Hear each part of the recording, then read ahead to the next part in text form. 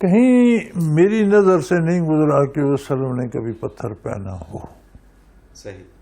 ایک انگشتری مبارک تھی جو دھات کی تھی اور اس پر محمد الرسول اللہ مہر نبوت کندہ تھی. وہ کسی سرکاری حکم نامے یا خط پر مہر لگانے کے کام آتی تھی. دوسری کسی پتھر کی انگشتری حضور صلی اللہ علیہ وسلم سے ثابت ہے. نہیں بالکل ٹھیک ہے. پتھروں میں کوئی برکت نہیں ہے. ہاں آپ ہیرا پہن لیں اور ہاں عام پتھر، کوئی برکت نہیں ہے. پتھروں کا ایک نفسیاتی اثر ہے.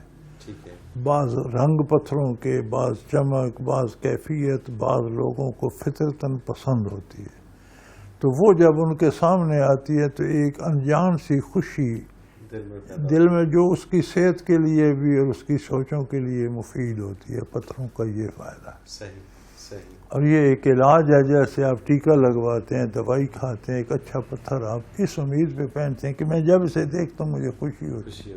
بالکل ٹھیک ہے. تو وہ آپ کی بہت سی بیماریوں کا علاج بن جاتا ہے. نہ یہ سنت ہے، نہ فرض ہے، نہ عبادت ہے، نہ کوئی ثواب ہے. نہ پتھر بذات خود کچھ پتھر ہے یار. پتھر انسان کا کیا کرے گا؟ کیا کرے گا؟ صحیح بات ہے. جو ہے ہی پتھر. ہے ہی پتھر. صحیح بات ہے.